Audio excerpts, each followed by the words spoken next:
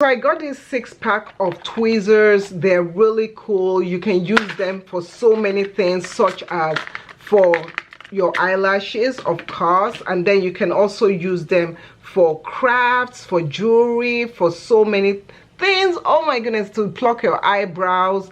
And yeah, so I like that they come in a protective case, so the ends are protected, and I can just show you the different designs that we have.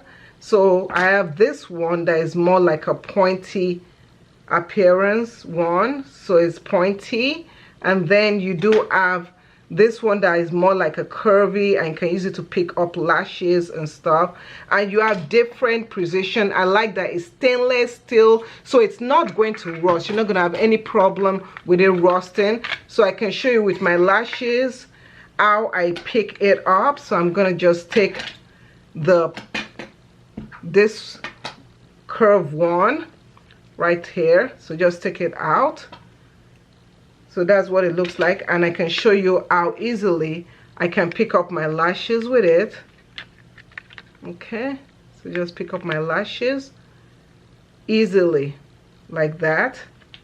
And then I can, of course, if I want to do my lashes and put the glue, and I can just precisely put it in the right location.